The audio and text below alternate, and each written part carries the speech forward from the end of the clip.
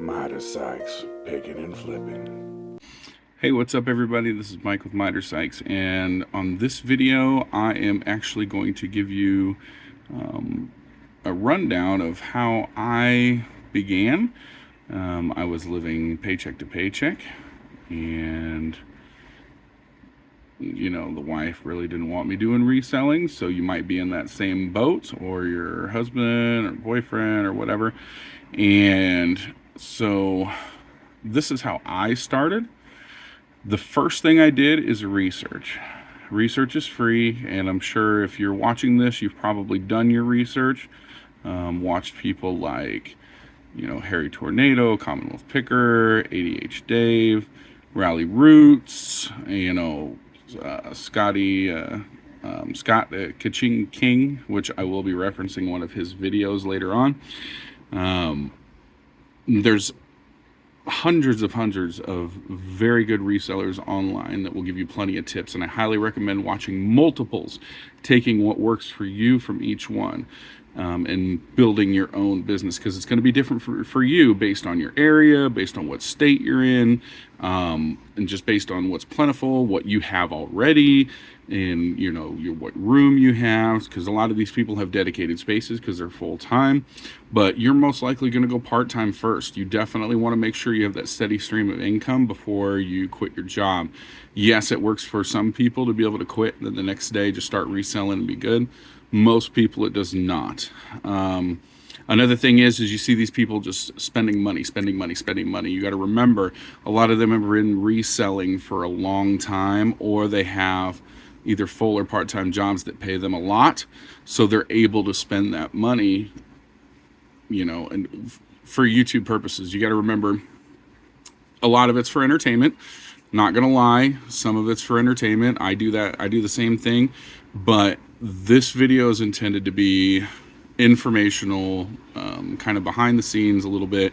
I'm not going to go real in depth and how to list an item, that kind of stuff, but it's going to be a basics of how I got started and how you can get started. So how I got started, I actually got started with video games. So I found out through a couple of YouTubers who did these things called $5 or $10 challenges. Retro Rick was one of them when he was starting out, and then I cannot remember the other guy's name. He's based out of Arizona. Anywho, so basically what they did is they went out to yard sales, and for $5 they'd pick up 2 or 3 games, sell 2, keep the best of the 3, or sell all 3, increase their profits, and increase their bank, and then go rinse and repeat until they had a large video game collection. So I did this. Now, what you don't see in the videos, and the part that's a little frustrating, and it's not a negative on them, it's just I didn't use common sense when I was thinking about it, is it's not overnight. This takes a year, 2 years plus, especially now, since people know so much about video games being worth money. But so I started doing it, and eventually amassed a very large video game collection, and in the end I had to sell it. This whole time my wife was telling me she didn't like me doing it. It was taking up too much room, which that's another thing. You need to make sure you have room. You'll run into that issue very fast, because it's easy to buy inventory. It's not easy to sell inventory.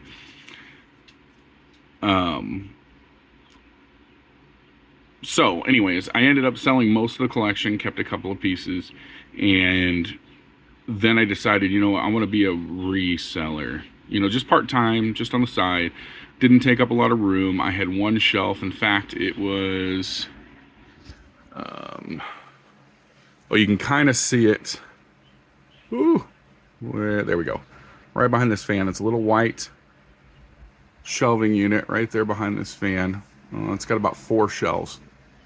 And I took some boxes, cut them open, made bins out of them. And then my very first sale that was non-video game related Now, mind you, I'd already been selling video games on eBay, so I had some feedback. But my very first sale that was non-video game related were these alligator shoes that I happened to pick up at a Goodwill. There were 2 pair. They were size 13 or 14 alligator shoes. And they weren't faux. I mean, they were real gator shoes. And they ended up selling to the same person within about a month for probably about 60 or 70 bucks a piece. And I was like, oh, well, I can rinse and repeat. You don't always find your alligator shoes. Most of the time your sales are going to be your $10 to $20, you know, you turn $3 or $4 into $10 or $20, and even less than that. And I will tell you, if you get the opportunity, and I'm sorry, I'm going to be all over the place. There's no organization to this whatsoever. But if you get the opportunity to get multi-listing items or multi-quantity items that are very easy to ship and take up little space, definitely do them. Commonwealth Picker is very good at doing this. ADH Dave has some. American Arbitrage, and I know I'm mentioning the Trash to Cash guys, but they're the ones that I can think of that have the best example of this. So Commonwealth Picker, he has a lot of, you know, keychains and stickers and little skull caps and stuff where he can store 100 of them in a very small limited amount of space, sell them individually, and it's good because your income per square inch or square foot in your storage area is going to be very important, especially if you don't have an infinite amount of space.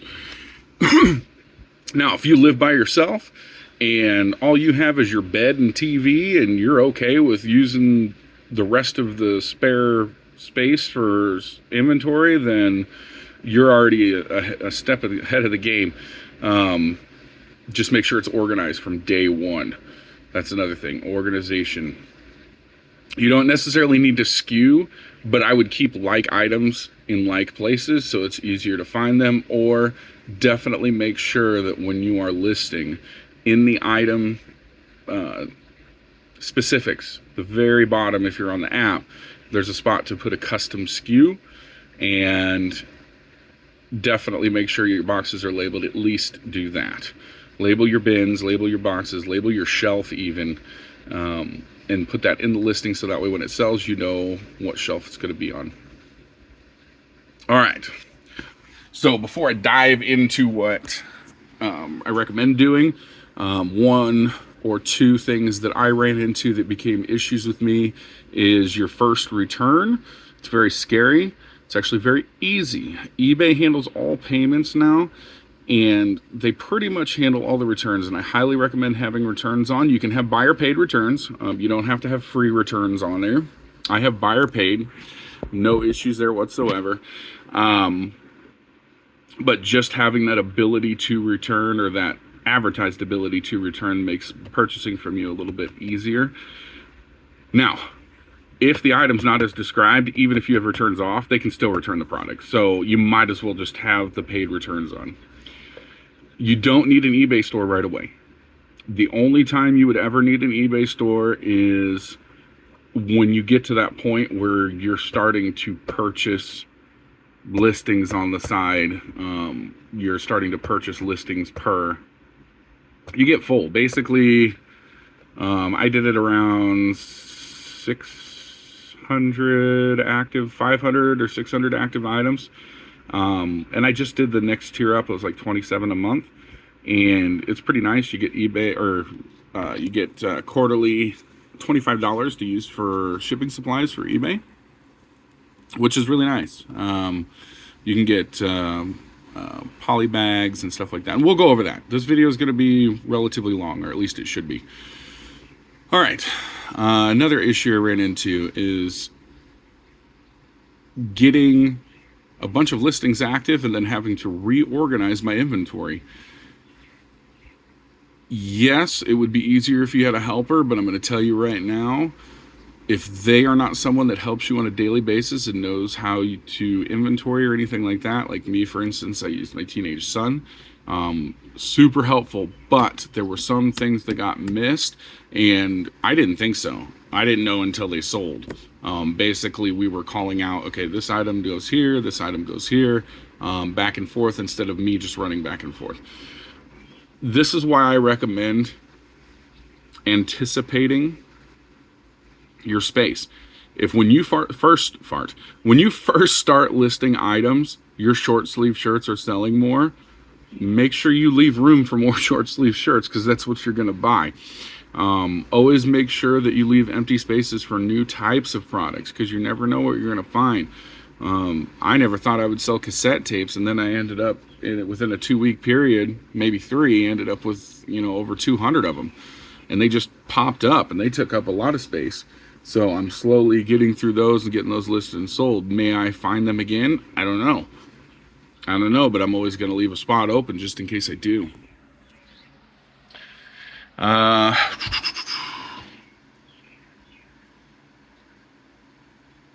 Shipping supplies. You're going to want to make sure you have shipping supplies. And the easiest way to do this is through USPS, especially when you're starting off and you have no funds. You can get shoe boxes. You can get the number 7 boxes, which is the larger square boxes. Well, they're not square, they're rectangular, but they're the larger boxes for priority. So that's anything over a pound up to 70 pounds. And you can get those free. You can get flat rate bubble mailers, flat rate envelopes. They're little cardboard envelopes, but they're perfect for, things like jeans and shirts. And there's tons of videos on how to ship items. And I definitely recommend doing your research. That's the scariest part. Honestly, when I started, other than returns, the scariest part was shipping and making sure I didn't mess up. Always weigh your item, always measure it.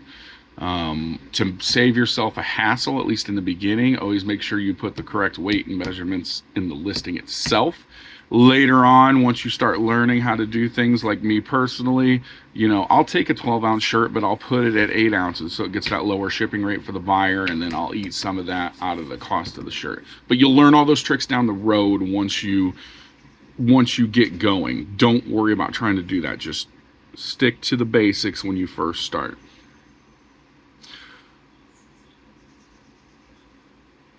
So how do you get started? It's a good question. Now, like I said before, I'm going to reference Cha-Ching King's video. It's going to be down in the description. If I don't remember to put it in there, please someone comment and I will edit it, on how to set up an eBay account. He gives in full detail, actually shows you how to do it from start to finish, how to set up an account. Highly suggest you do that if you haven't done so already. The next thing you're going to want to do is build up feedback. And you can do this simultaneously while listing. At first, I would highly suggest only listing about 5 items a day, because your first set of inventory is going to be your inventory, as in the stuff you already own. That way you're not spending any additional money. That stuff that's packed away that you planned on running at a garage sale or yard sale later on down this year or next year, that's the stuff you want to start with. Start with stuff that's smaller, easier to ship, shirts, jeans, even coats, because those can fit in those number 7 boxes that are free at the post office. And for the post office orders, you can go set up an account at USPS.com, go to shipping supplies, and there's a free section. So literally you can see the different types of packages that you can get for free, and they'll send them to your house. Those take a few weeks, usually. If they're in stock, they'll have them there right away, but especially if you're starting around, just before Christmas time, definitely order those in advance. Where was I? Okay, so setting up an eBay account. So go watch Scott's video, and this will give you a very detailed how-to on setting up an eBay account. I wish someone had done this when I started, but I had already started. All right. Now you want to get your first 5 items listed. Now I'm going to highly suggest starting off with clothing, because it's very easy to list men's clothing. Now, for any women watching this, you know women's clothing can be crazy confusing, different neck cuts, different lines, and yada, yada, yada. Don't get me started. The best way to learn is to do it. So if you do want to start in women's clothing, if you already know women's clothing very well, just because you've purchased it your whole life, then by all means, start with women's clothing. The more you know about an item, the more likely it is to sell, because you'll be able to put up more descriptors. Okay, so when taking photos of your item, your main photo should show the item in entirety. So if it's a shirt, have it hanging with some kind of a smooth colored background. Here, I'll show you mine. And I'm not gonna cut. I want this to be raw and uncut. So if my kids interrupt, that's what we're doing. We're going full raw, no edits unless they swear or something. Now, you know, I've got this sign. My buddy made it and stuff. You too can get there. No, I'm just kidding. But so this is my setup. I went to Home Depot, bought a bunch of lumber, built this. It's got shelves, shipping rack. I've got my padded envelopes. I've got my poly bags.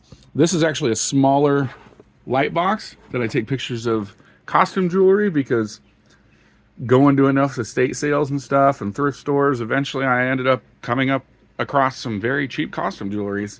And I've never listed jewelry before. That's the fun of this. You get to research all these items. You get to find out how to do it. It's forced learning. Here's the shoe boxes, which are really great for shoes.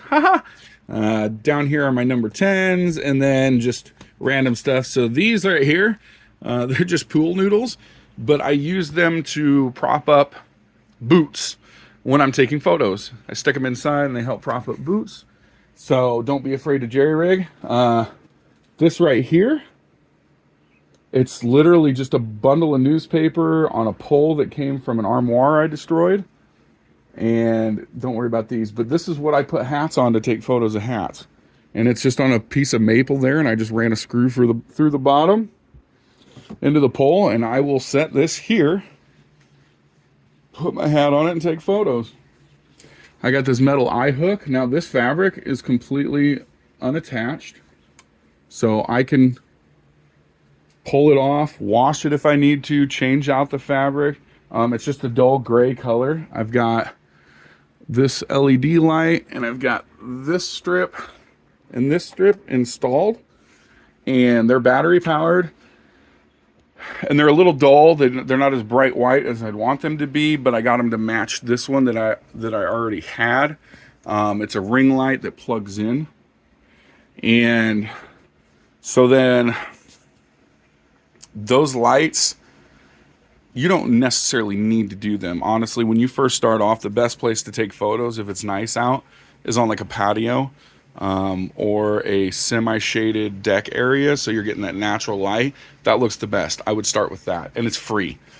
And you can use your phone. You don't need fancy cameras. You don't need any of this. Hell, I'm doing my video with my phone. Sorry, I keep touching the screen because I keep getting notifications, but like I said, no edits, and you're going to be looking at me in a weird angle as I fix my fabric here. Hopefully you don't get no belly shots. Sorry. So I don't know why I have a stethoscope there. That was just with some stuff. Another challenge you're going to run across as you're finding things is you're going to want to keep some stuff. Had to cut because I wanted to snooze my motion sensor in here, because I do have security in here. Just kept going off, so I was like, okay, but we're right where we left off. Is you're gonna want to keep things like these little teapot sets, this watch that's a grill, you know, little Mario stuff. This rabbit I bought the same day that I bought those alligator shoes. I had it listed for a year and never sold, so now I'm keeping it as if it's like, you know, my first dollar earned, like people plaque their first dollar. That's my first item. It's a little rabbit and nest Easter thing. I may end up listing it. Probably. Let's not get, you know, crazy. But just, you know, some shirts. That was the first pair. First time I ever got Jordans. I got 3 pair at once, sold 2 of them, kept 1. Because this is, you know, it's all torn up. but I'm keeping it. Again, my first pair of Jordans. When you're a reseller, eventually you will sell Jordans. It's almost inevitable, and unless you purposely do not sell shoes. This shoe rack right here, didn't even pay for it, got it for free. One thing that I found out in the beginning is people put out dressers, chest of drawers, whatever you want to call them, dressers for free all the time. You can find those. Almost every area you can find those. Pick those up. You can use them. You can label each drawer and fold your shirts or your jeans up. Put one as a jean drawer, which it'll overflow, trust me. I would just put, some kind of a number, letter, a combination of number and letter. Put them on there. And I used dressers. I had 2 decent sized ones that were flat on the top so that I could put other smaller shelves up on top, which I had these little plastic chest of drawers. Here, I'll show you down here. These here, it's a smaller dresser. And then I had 2 more that, again, we got for free. I didn't pay for much of anything. Now, the bigger shelves that I've got now, like those there, that white one, and why do I feel like it's disappeared?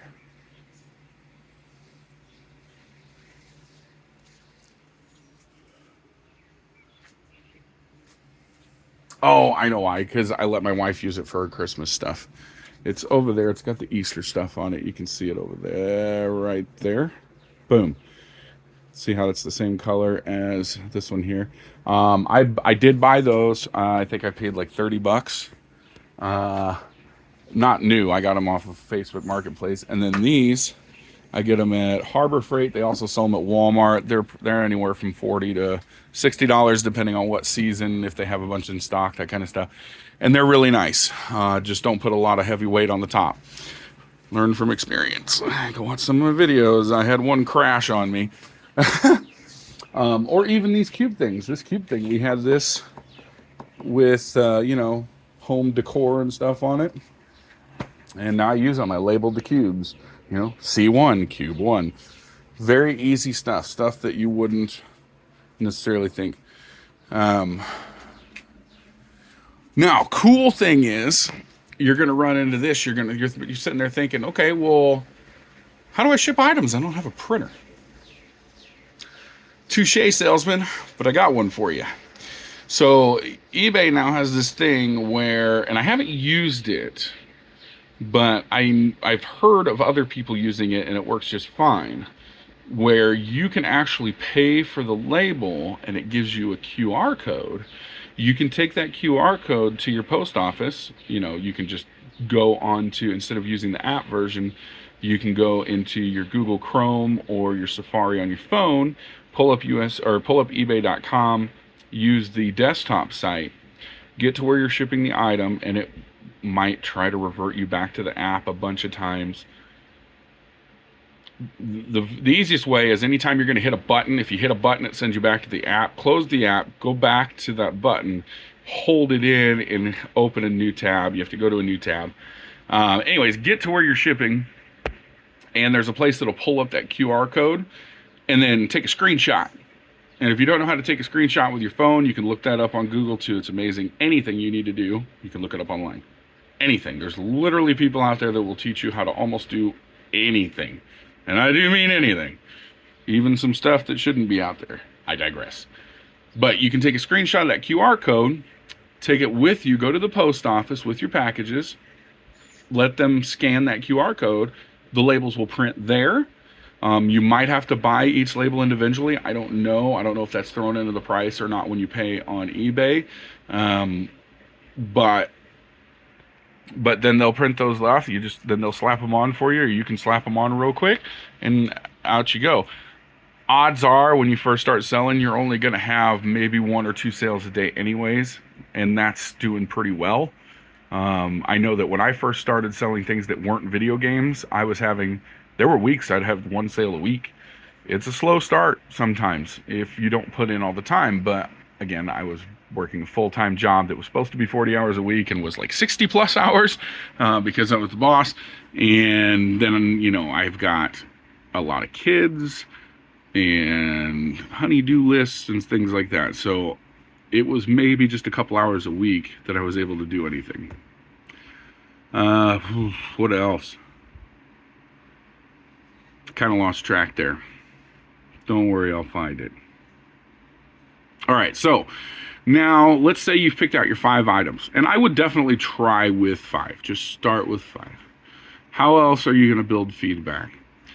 I want you to talk to your spouse or consult whoever does the shopping for the house, things that you need. Cleaners, garbage bags, just basically anything that is a hard good that you typically need to purchase anyways. So it's already part of your budget. A lot of those items you can purchase on eBay. And a lot of sellers have free shipping on those kind of things because they're usually light. And a lot of times it's the same seller selling a bunch of them, so you can get combined shipping.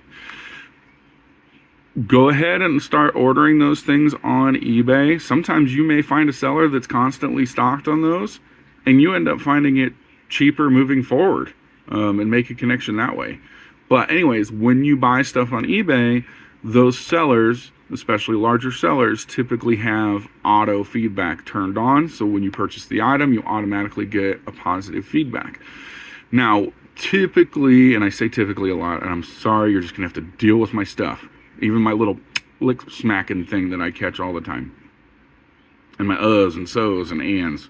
This is real, all right? Real. Anyways.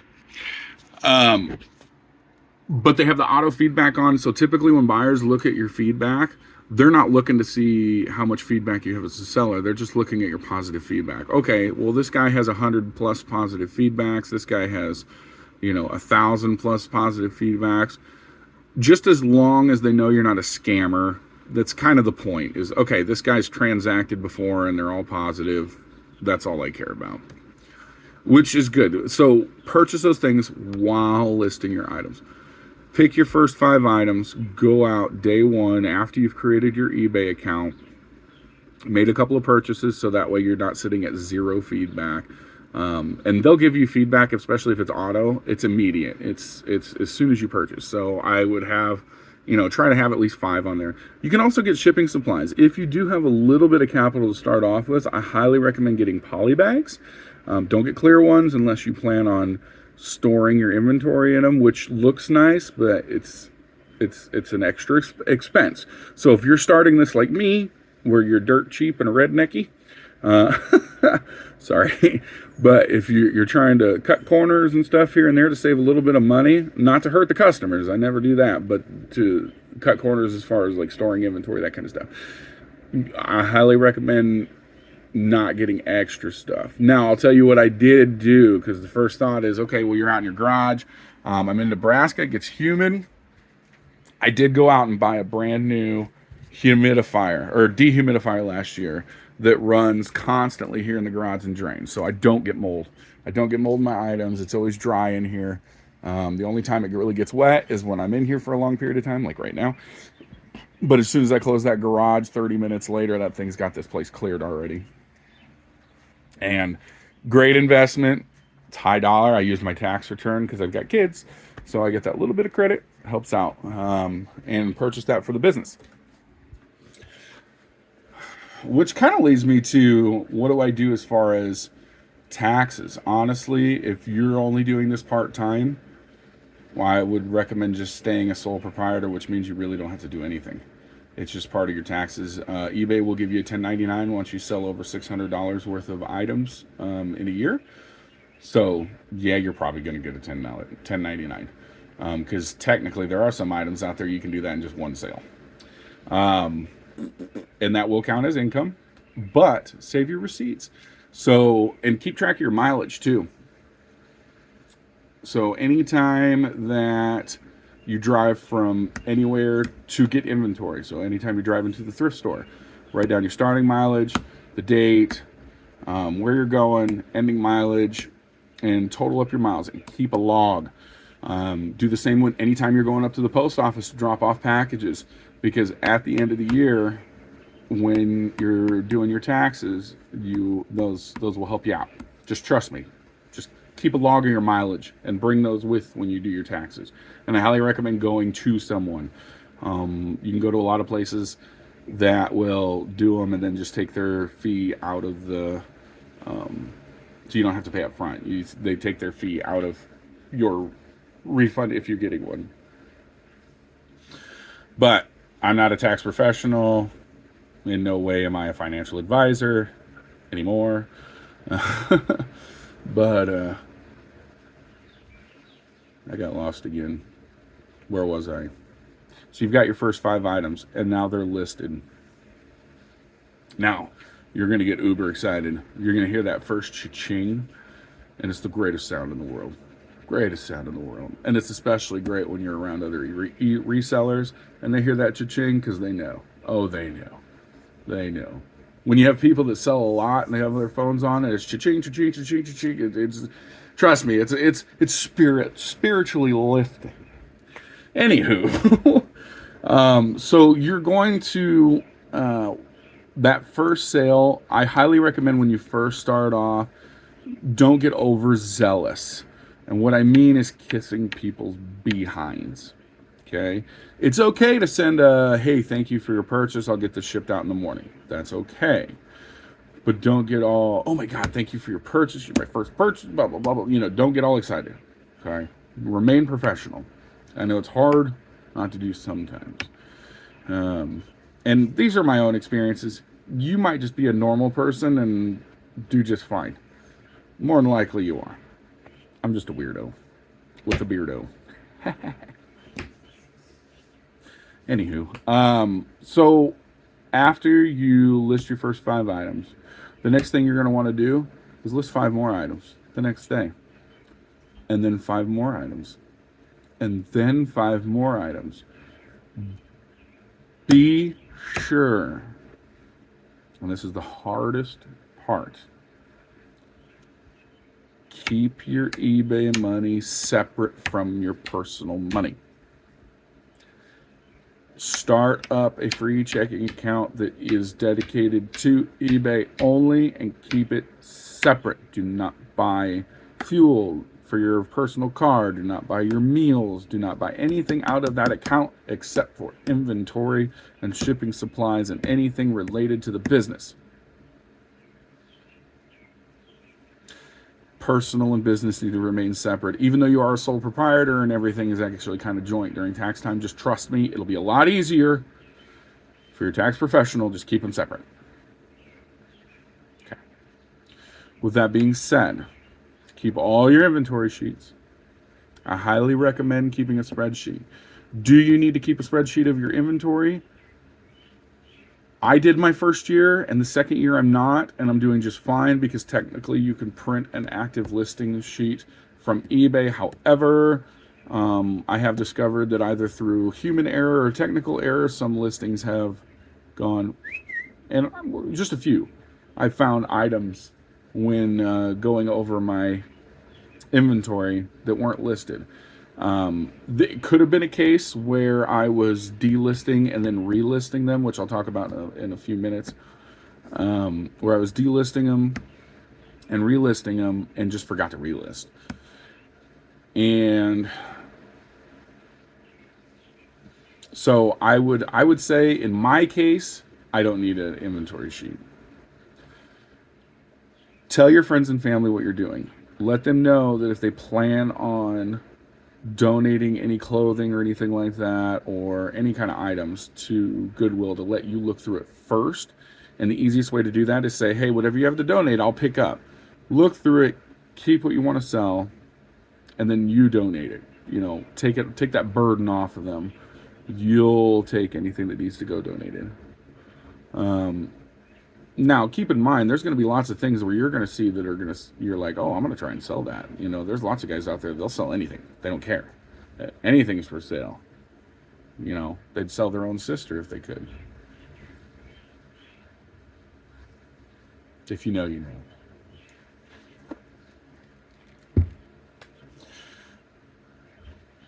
But that was a video game reference, by the way. Not selling people. I don't recommend that at all. Just keep listing. The more you list, the more you'll sell.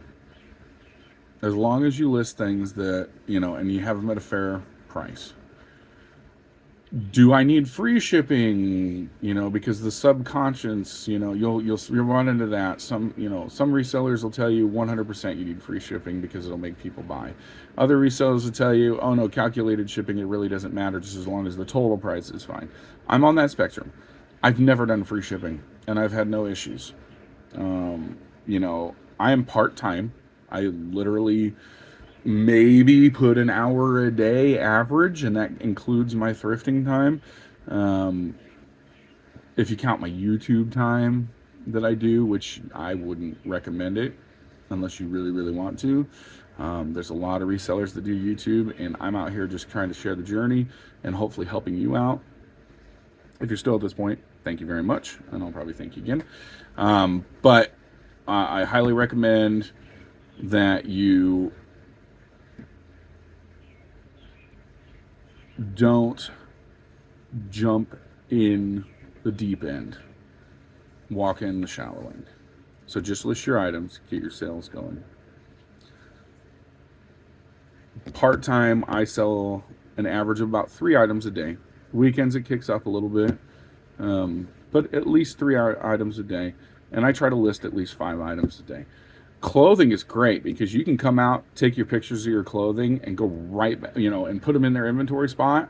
Just as long as you make a note or take a picture of where you put them, you can go list those while watching TV, hanging out with your kids, watching your kids' recital.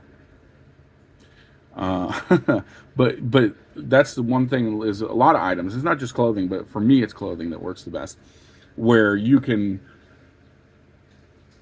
take all your photos and everything and list later. Oh, I hope we don't get a bunch of noise. I really am trying to do this for real. No edits. Yeah. There was something I said I was going to talk about and I forgot what it was already. Okay, so along with my journey. Okay, so now you've gotten your 5 listings a day. There will be a point that you'll start selling, and maybe you'll sell more than you list, which is great. Okay, that is absolutely great if you can do that. Oh, great, got someone going. That's okay. We're going to deal with it. You're going to deal with it. Summertime, there's lawnmowers. You might have to up your listings, up it to 10. Up it to 10 a day. If you've got the room and you've got the inventory, up it to 10. So now that we're talking about inventory, where do I get it? So you've sold all your stuff, or at least you've listed all of your stuff. And you've noticed that, okay, I really like shipping CDs. CDs, DVDs, cassette tapes, VHSs, those kind of thing. I really like shipping those. They're media. They go in poly bags with a little bit of, or a bubble mailer. Very fast, very quick, very easy. Okay, that's great. Now you got to make sure you have your bubble mailers, because you don't want an item sitting there ready to be shipped and you don't have anything to ship them in, which you'll have to go to the post office or Walmart to buy it. You can buy things a lot cheaper online. Sorry, Walmart, but you can. But Walmart's great in a pinch. Yard sales, thrift stores, your mom and pop type thrift stores. You may not need to, if you have a limited amount of space, I highly suggest that you learn your niche. So you learn what genres of music sell, that kind of stuff. However, if you do have a lot of space, and I found this out with cassettes, is don't be picky. List everything. Get them, list them, tag them, bag them, whatever it is you do. Just list everything, because you never know when somebody's looking for something that you might have, and you might have it cheaper. Because if you find a spot where they're like, hey, we've got 1,000 CDs for sale and we just want to get rid of them, well, I'll buy them for you for 10 cents a piece. Okay, well, that's 1,000 items for your store. And I will tell you this, the algorithm takes into account the amount of items that you have active, the amount of items that you sell, the amount of times you go in and mess with your account, whether it be just sending offers, whether you ship your items, that kind of thing. It takes into account everything. Your average sale price for your items, your average list price for your items. I'm going off into tangents again. I'm going to tell you, there's going to be a lot of information, but you gotta pick me apart. You gotta pick the video apart, pull what you can, try to ignore the rest, and try to make it as entertaining as possible with what's going on. All right, so let's say it's clothing. I would highly recommend, at least this is what works for me, is I don't buy anything for more than $5 unless I know for a fact it's going to sell. And how do I know for a fact it's going to sell? There's this little thing that everybody talks about called the sell-through rate. So when you're on the eBay app and you are looking up items, so let's say you find a vintage Wrangler rugged wear red plaid short sleeve shirt, men's size large, okay? Put in all your filters, make sure you put it the way you want to sell it. In my case, I would change it to buy it now, condition used, you can lock all those in. And it says, okay, there's 200 actively listed. And then you go and change it to sold comps and 150 sold. So you take your sold comps divided by your active listings, and that gives us 75%. That's your sell-through rate. So anything over a 60% sell-through rate is really good. There are items out there that have over 100% sell-through rate. Those are the items that are going to sell very quickly, typically. But so like that Wrangler shirt, that's probably a couple of weeks, especially if you have followers. The bigger you get, the faster you'll sell. Make sure you price it well. You don't want to undercut the market, because I have also discovered, and I haven't heard any other resellers talk about this, but I will talk about this. If you put your items too low, people won't buy them. Plain and simple. There's been lots of times I've gone in and redone my listings and put them at a higher price, and they've sold almost the next day. Put that in your pipe and smoke it.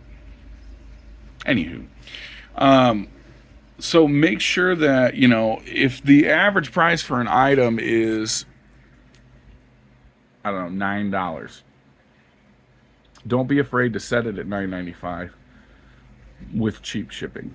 If it's a 10-ounce shirt, don't be afraid to put it at the 8 ounces, because it's going to go down in the shipping rate, which is going to make up for that extra dollar or whatever that you're putting on top of it anyways.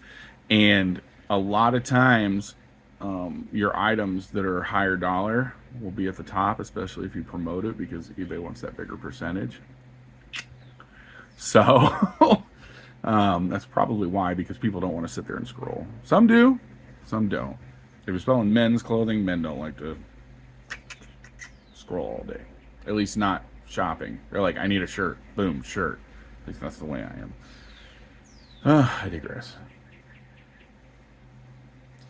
So you find your items with your good sell-through rate, and those are the kind of items and develop your inventory system to fit those items. So essentially, I have all of my consignment stuff here, and I'm just going to show you. So I don't recommend getting into consignment until you think you're way comfortable. A lot of people just recommend not doing it ever. I'm only doing it because, A, it's somebody that I know really well, and I promised them that I would do it. And it's because one of my friends passed away, so I'm helping out with his stuff. And there's no way that she has the time, or maybe not the time, I already know a lot, and I've already got a venue to help out with. So, and I'm not doing it for free, so I do make a little bit of money on it. So, but I've got a lot of stuff for her I'm going to list. Normally, this table would be empty. The whole goal of this table is to be empty. So I haven't even started listing this stuff. All I've got listed for her is this, because I still got to list my stuff. So the goal is that as I get inventory, I put it on the table, process it, list it, inventory, assembly line. So I know where everything is, what needs to be listed, what needs to be processed, that kind of thing. If it's just you running it by yourself and you're only doing 10 items a day and you're using one shelf, I mean, just a little desk area. Do you need a laptop? No. No, you don't. You can do everything from your phone. Everything. From, your shipping and all that stuff. You can do everything from your phone. I usually do my shipping from my laptop, but that's because the very first thing I invested in was that printer. It is a B-port thermal printer, which means it doesn't use ink. And it stands the heat out here really well. This is my 3rd year having it. Haven't had no issues, knock on wood. That's linoleum, wood, there we go. But yeah, and then you just buy replacement labels that go through, the thermal labels. I buy them on eBay or Amazon or wherever.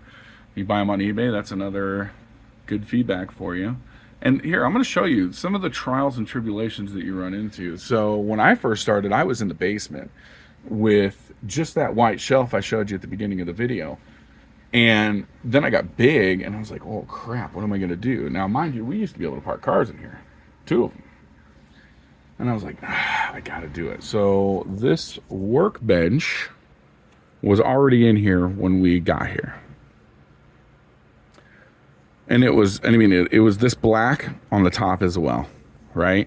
That shelf wasn't there. There was nothing. It was a blank wall. And so first I brought the white shelf out. I had them right here. I had it cut off. That whole side was the wife, and some of that's the landlord stuff that's still here. And then I had like this little corner here, and that was it. Okay. Now, eventually I wanted my photos to all be really well. My first set of photos I took either on the kitchen floor, on the white tile, or hanging on a door with a white door in the house background. But that's because it was winter time.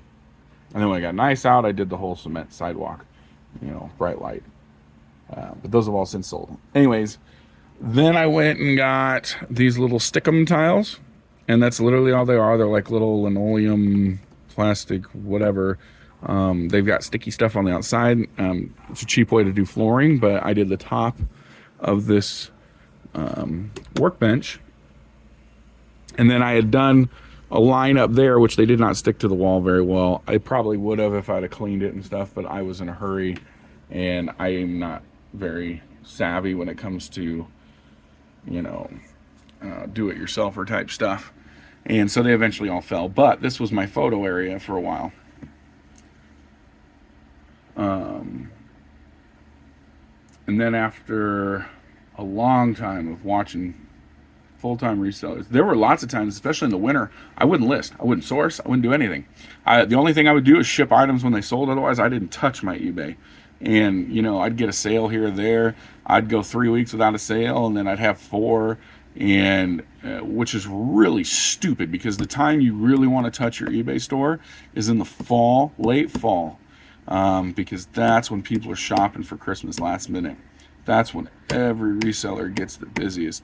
And I wasn't touching it. I was stupid. It was cold out, and I didn't want to come out here. So I've since got heaters. I don't have AC stuff yet, but I've got the fan, and I'm able to open that side door and the big door. And it's north facing, so I get plenty of breeze. It's not terrible. It's a little warm. But like I said, it dries everything out in here. So everything that's out here actually keeps very well. I've had a lot of stuff out here for over a year, and it's perfectly fine. Electronics work and everything. That TV up there, I actually just had that plugged in. It's been out here since we moved in 3 or 4 years ago, and I just had it an N64 plugged in on it the other day. No, that's not coming out for sale. I'm keeping that because the last 4 I've had, I've sold, and I'm gonna keep an N64. Anywho, get yourself a scale. Now, you could go out there and buy a big, fancy $80 scale, or you could be rednecky like me. I went to Walmart. Actually, my wife went to Walmart, and she had gotten this food scale. It is literally a scale meant to measure stuff for food.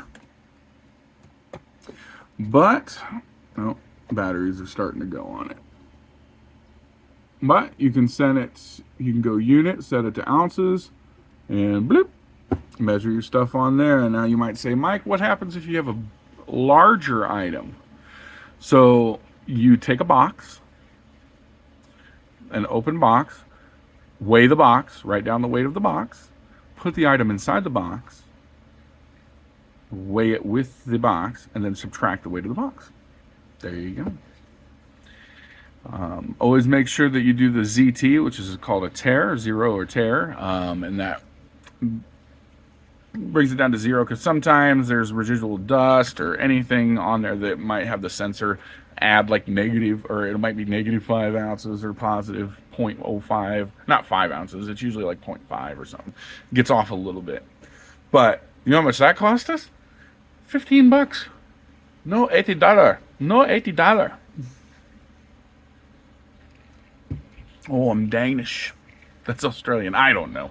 Anywho, and you know, after a while, you start collecting little things like this Seinfeld sign here. This Star Wars thing, it's wood. It is a wooden framed, basically the Return of the Jedi, one of the posters.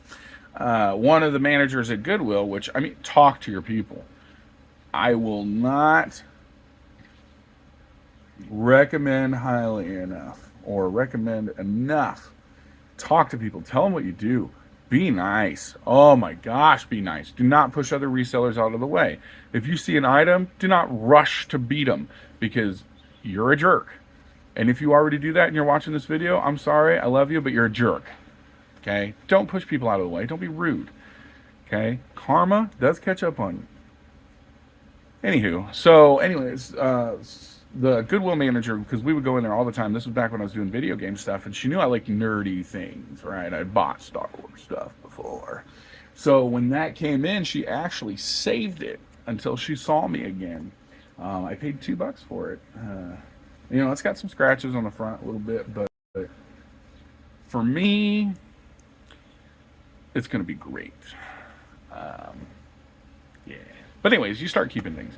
So back to, I'll bring it back around. So back to picking up inventory. So now you've found your outlets for inventory.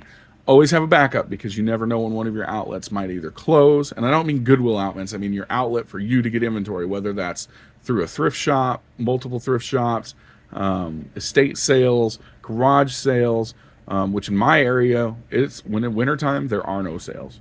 Facebook Marketplace, sure, but most of that's resellers in the winters. So you're not getting them at a decent enough price. Whether it's church sales are amazing. You can usually get a lot of decent items for cheap at church sales. But okay, so now you've found your source of inventory. You've kind of niched down, and I do recommend niching. Or niching, or whatever, however you want to pronounce it, niching down, so that you become an expert in your area. Because as you become an expert, you can fill in more of those item descriptions,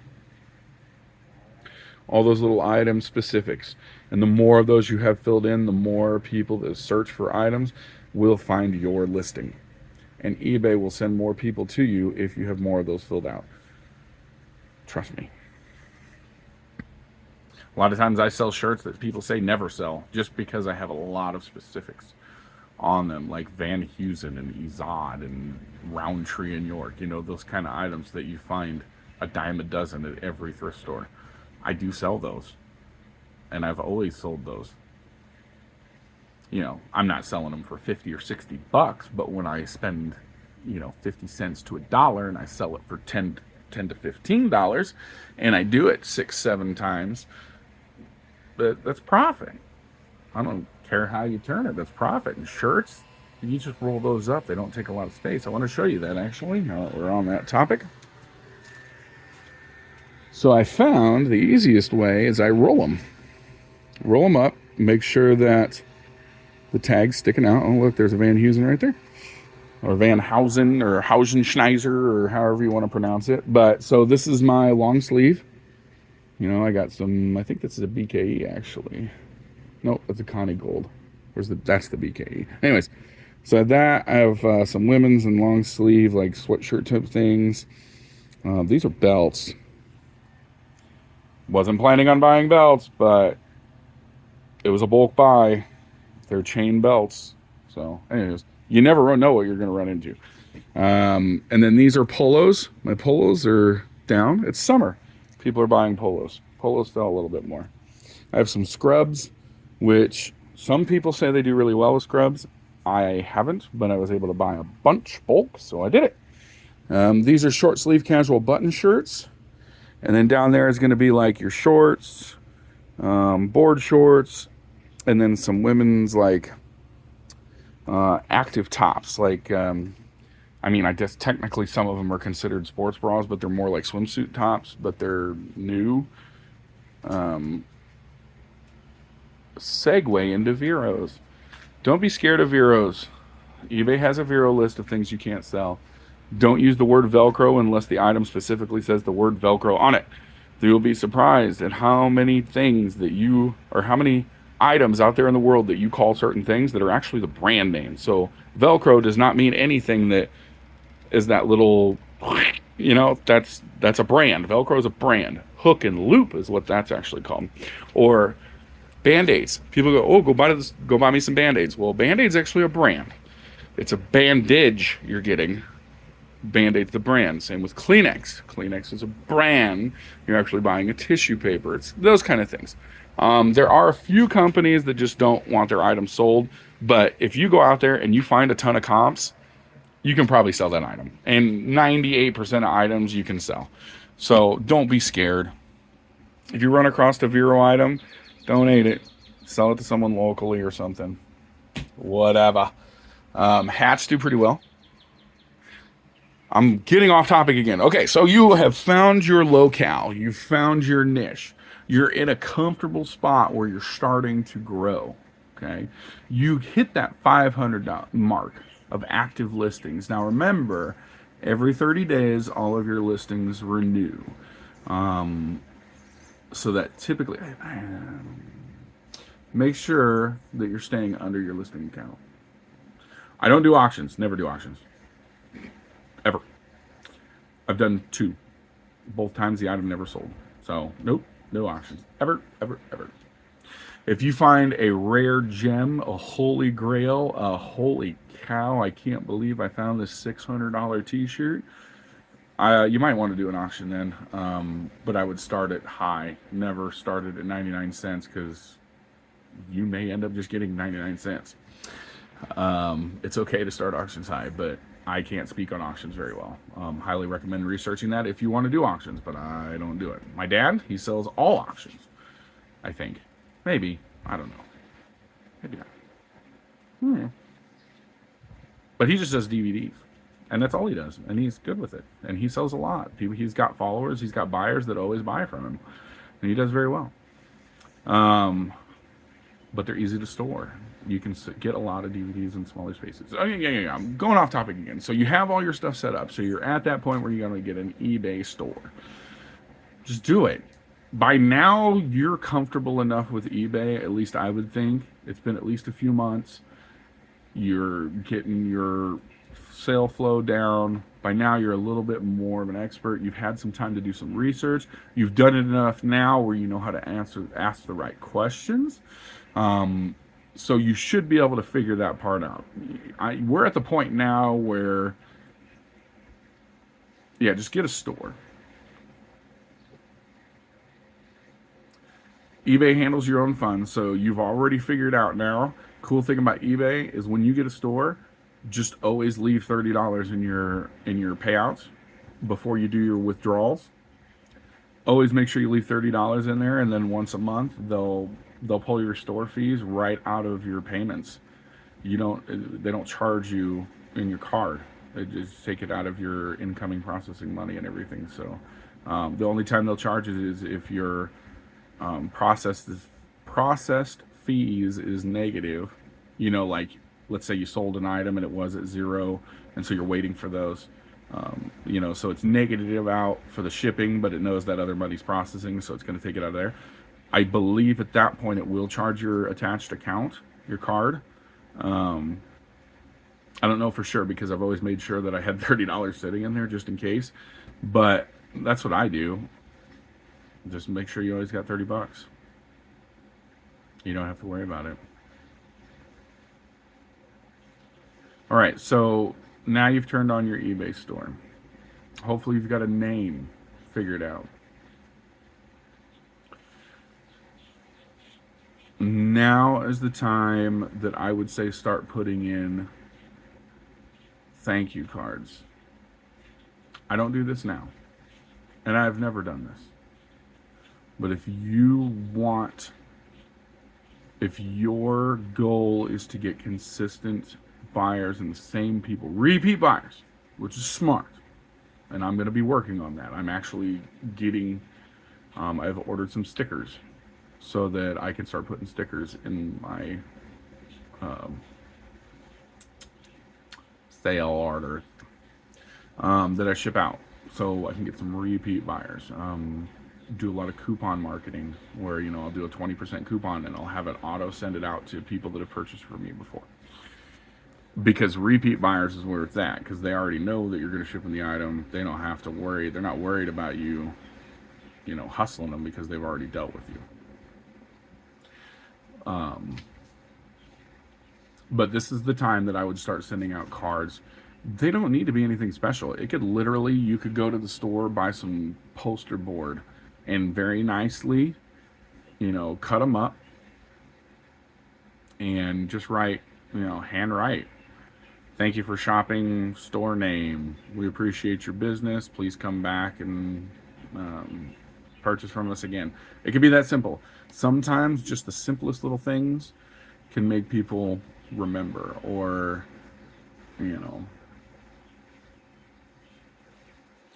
All right, now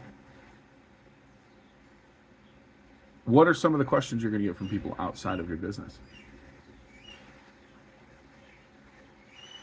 There's a woodpecker outside my house. You can't see him. He's right there. And he is loud. Is it a woodpecker? No, that's a woodpecker. That's that same son of a buck. Every morning, he on our drains, on our gutters. Serious. We thought it was jackhammers until it was Sunday at like 5:30 in the morning. Nope. Freaking woodpecker. Anywho. Okay, so what are some of the outside questions you're going to get from people? Oh, I got all these Beanie Babies. They're worth money. No. Nah. One of the first things you learn is most of the stuff that you thought was worth money isn't. And most of the stuff you didn't think was worth money might be.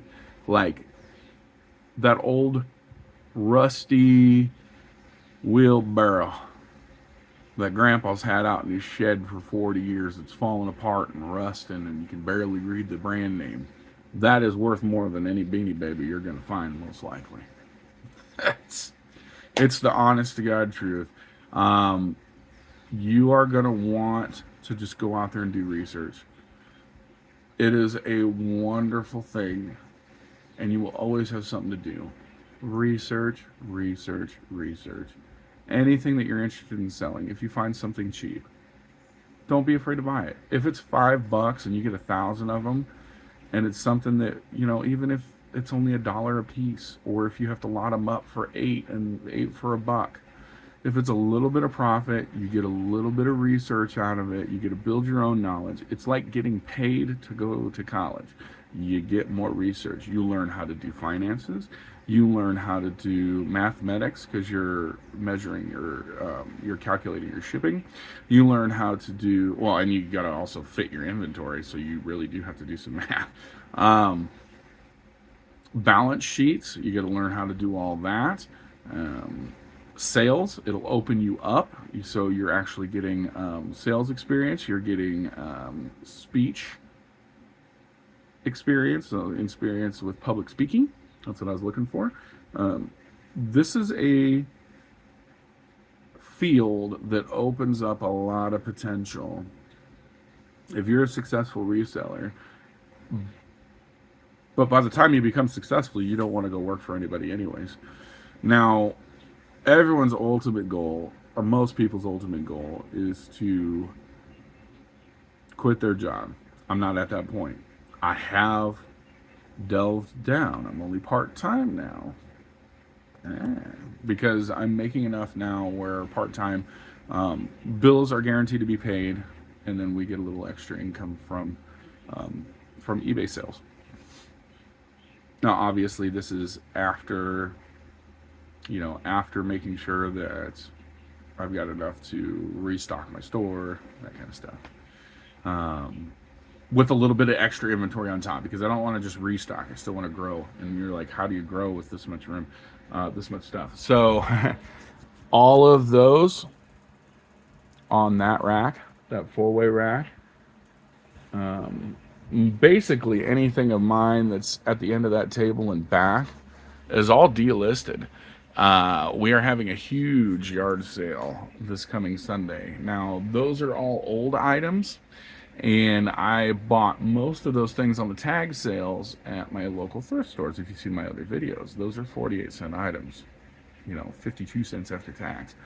So I am selling them all for $1. Yeah, they've been sitting here, and if you really take, storage and how much time it took to list them and delist them and stuff, I'm probably not making any money. But if you just go dollar for dollar, apple to apple, I'm still profiting on the items. So I'm going to take that money and use it to get more quality goods, because I'm not trying to grow extremely quickly anymore. Right now, growth is not my focus. My focus now is quality. But if you're just starting out, growth is your focus. Now, if you start with quality, you wouldn't have to hit that bump, but it's going to be a lot more difficult for you to start with quality, because you still have to do a lot of research. I've got 2 years worth of research in this beaner right here, this brain right here. I think there's a brain in there somewhere. There's got to be. I'm using this thing, which means there's got to be a brain in here. And it's eating up all the nutrients, because this ain't getting no nutrients. It's going to be gone. You're going to be watching my videos, and one day I'm going to come, it's going to be shaved, and it's never coming back. Look at that. Wild and crazy. All the hair's coming out here. It's not going up here. But, so I mean, you can start worrying about quality if you've got the time and you've got the basic knowledge, and you think, and if you want to do the research first, get the knowledge first, and just start quality. But I wanted to grow first. I wanted to play the numbers game. I wanted to hit that 1,000 mark so fast, because I'll tell you, I'm pretty sure the algorithm sends you more people the more things you have in your store, because there's more things to shop. So they send more people your way. And it's sad but true. So I mean, I can tell you from experience, as soon as I hit that 1,000 mark, that's when I started getting daily sales. And I mean daily. I don't think there's been a day I haven't sold anything. There's been one day it was close, and then I sold a tape right at the end of the day. But usually between 4 and 6, I'll get 1 or 2 sales, and then from 9 to 11 p.m. Central Time, I will get a couple more sales, or at least have the ability to send out offers. That's another thing I recommend doing daily. Send out offers. Right before bed, just make it a habit. Go in, send out offers. You don't have to do a lot. Do like 15% off, 10% off. Just the act of sending offers will tell eBay that you're willing to make deals with people, so they'll send people your way. Because they want to send people to people that are going to sell. Because every sale you make, they make money. So the more items you sell, the more they make. But if you're not willing to take the time and do the work, and you're not active, and those sales aren't going to come through quick, they're not going to make the money as fast or as well off of you, so they're not going to send you people. And they want to make money. So do you, right? I mean, come on. Come on, let's use some of that common sense. Come on. Anywho. All right, so you've hit that 1,000 mark. You've got your eBay store, you're set up. You might be in it for a year now. Where do you go from here? And that's the part of the journey that I leave you to decide. I think that 50 minutes is long enough. And I said I'm not going to cut anything, so the longer I talk, the longer this goes. We're at 50. 5040, 5041, 5042. Anywho, my name is Mike. I am a reseller in the Midwest, Nebraska. Um, so I have to deal with winter. I have to deal with a wife that doesn't like me doing it. And I have to deal with, child support and all those fun things that nobody likes to talk about. We were living paycheck to paycheck, and it's still close. I'm not gonna lie, it's still close, but I'm able to do something this year that I've never been able to do for my family. We all got to take it's not really a vacation. I'm actually doing some sourcing because you will find this out if you take road trips. The things you find in your area are different than what other people are going to find around the country, which is why I led up with it's going to be different for everybody. Because if you're down in Florida, you're going to find a lot more, you know, golf polos that sell really well. But up here in Nebraska, we don't find a lot. Or over in, a retirement area, you're going to find a lot more. You might find a lot more Tommy Bahama down in Florida, where here you don't. Here you might find more Duluth and workwear type stuff, but then you don't find that in Florida. So it's give or take. So I'm actually going to be taking it's a sourcing trip up to Milwaukee coming up soon in August. And I get to pay for that with the business, and it's a great experience. And there should be sourcing videos up on YouTube. I want to do that. I might have some friends with me because since I'm going, I'm going to drag some people along. Might as well have some help and see what I can get. And I'm hoping, here's my thought process. It's Milwaukee. It's a little bit colder. It's still going to be warm out, so maybe there'll be a lot of flannels. Even no-name brand flannels sell for me. So if flannels are a dime a dozen there, I'm going to come home with a car full of flannels. And I'm perfectly okay with that because I love selling me some flannels. But we'll see. We'll see how it goes. But yeah, so you get to do those kind of things if you put in the work. And you do definitely have to put in the work. So closing thoughts. Thought this would never come. Closing thoughts. Save all your receipts. Document everything. So what I do, just to make it easy, and to always remember, is I have a spreadsheet that I have on Google Drive so I can access it from my phone. If you don't know how to do that, there's videos on how to do that. Or you can just ask your teenage kid how to do that. The receipt stays in my wallet until I document it. Then I put it with my other receipts. Don't leave it in your wallet too long because you know how receipts, after a while, they get all crunched up. But at least, make it every Monday, Wednesday, Friday, or if you only source on Saturdays, Saturday night before you go to bed, make sure it's a thing. Save all your receipts, document them. It'll make things easier when you do your taxes.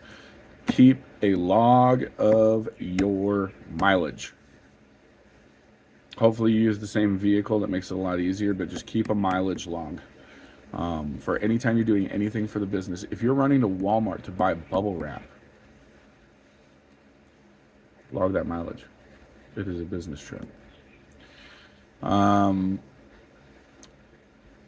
Watch a lot of videos on shipping. That's the scariest part. When you get a return, the other scariest part, eBay pretty much tells you what to do. And here's another thing is, if you feel like you don't understand it, go on eBay, and there's a couple of ways through the menus and stuff you can get on, like the chat, and they'll help you. eBay is actually very nice if you can get a hold of them. You can't find a phone number anymore. It's very difficult. However, you can do their automated chat, and eventually an agent will come on, and it's very helpful. And if they can't solve it, then they'll say, do you want us to call you? And they're very quick. It's usually within like a minute that they call. Always help me. Always been super kind. As long as you're honest, don't try to lie. Don't try to, be like, well, I told them this. No, if you didn't tell them, don't say you did. Just be honest and upfront, especially when it comes to eBay and your customers. And 9 times out of 10, everything's going to work out just fine. But anyways, so shipping items, get friendly with the post office. Don't go crazy like I did and order a bunch of sizes because you think you're going to sell everything, and then there's a lot of sizes I don't use, but I may, and I'm going to down the road, but for right now, no. I would get the number 7 box. It's probably your most useful box if you sell things that are bigger than, a pound. Poly bags of some sort, or flat rate mailers. Flat rate mailers are going to work for your heavier items that are smaller, like your jeans that you can fold up. Those are your cardboard flat rate mailers. Your flat rate bubble wrap's going to work for things that aren't media, like comic books are technically not media. So if you're selling a bundle of like 10 or more comic books that get up over that pound, that could be a thing. You could sell those at a bundle at a flat rate shipping. First class is always the way to go, but that's going away. It's going to be called something else, but it's pretty much the same concept. It should be better. Eventually, especially if you're going clothing line, get poly bags. That's the way to do it. I'm shaking because I'm leaning on this table up here.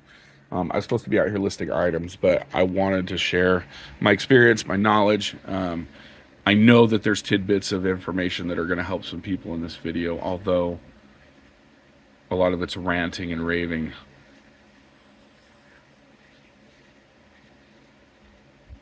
And on that note, last closing thought is, don't be afraid to ask. I'm on Instagram, and not just me, any reseller. I have never asked a reseller a question and it didn't get answered. Maybe in YouTube comments because it just gets flooded with all the other ones. But if you reach out to people, don't be afraid to ask them. Now, most of the resellers, especially ones that are on YouTube, they'll tell you, I don't answer my Instagram, or I don't answer my Facebook, or, there's just way too many of them on eBay. I don't answer them, and they'll say, hey, the only way to reach me is by email, or the only way to reach me. Pay attention to their videos. They'll tell you. Like me personally, the best way to reach me is Instagram. Just search for Midersikes, Midersikes. It's right down there. You can see how to spell it. But that's how it's pronounced. Midersikes. Like Budweiser, Midersikes. Yeah. That's not how I came up with it. But anywho, don't be afraid to ask me. I've ran into a lot of situations, a lot of things I didn't talk about just because I'm ranting and raving. I forgot what I was going to talk about or what I planned on talking about. But we are almost at the 1 hour mark and I want to cut it short. Actually, you know what? I don't have any hour videos. We're going to stretch this another minute and 40 seconds. My intro will do it. Midersikes, picking and flipping. Oh, I got such a dork. But yeah, don't be afraid. Don't be afraid. And if you're new to me, if this is the first time watching, please subscribe. I appreciate it. Hit that little bell. I think down that way. A little bell notifications you see when I put videos up. There is a series that I do over on TikTok that I only do on TikTok. It's called Is It Free? So basically what I do is, and it's my way of keeping inventory coming in and making it fun. I say, okay, well, I spent $8 on lunch today. I'm going to go to the thrift store, buy up to 5 items, no more. And with the potential profits, minus eBay fees, and minus the cost of the items, do I make enough to pay for my lunch? Or do I pay for my ride to and from work? It's starting to get traction. I get a lot of likes, a lot of follows on there. I'm on episode like 6, I think. So yeah, I'm going to keep that up for a while. It's the easiest to do. It doesn't take very long. So these YouTube videos are few and far between, or at least they have been lately. But I appreciate your help by subscribing, hitting that like bell, and just simply watching the video, getting the watch time. And any time you guys need help with anything, don't be afraid to ask. Doesn't mean I'm going to give you the answer you want to hear, but don't be afraid to ask. Shoot me a message on Instagram, and or you can email me. It's midersikes@gmail.com. It's very easy. All the links are down in the description. The video to Cha-Ching King Scott on how to create an eBay account's down there. Most YouTubers that resell have some sort of video on how to ship. Just search for that, and you'll get started. It's easy. I know it seems scary and it seems kind of wonky, and usually the spouse doesn't agree. If you have a spouse that wants to help you, you're already 40 steps ahead of the game. But you got this. It's cake. It's cake. Even if you just keep part-time, even if you just do, 5 items a day or even just 10 items a week, and you're just extremely part-time until it starts kicking off. That way you have something in the back end already in motion, and you slowly are building up that feedback in case something happens with your main job. You're already 1 step ahead of the game, or actually 4 or 5 steps ahead of the game, to jump into reselling real quick if need be. But I think I'm done rambling. I'm going to go into the AC because, yeah, that fan's nice, but it's the hottest part of the day now. It's like 2 or 3. I don't even know what time it is. So, again, I appreciate it. Like, subscribe. Have a magical day. Stay classy. All that other fun sign-off jazz. Oh, yeah, the hand. No, I'm not doing that. I'm not one of those guys. So, have a great one.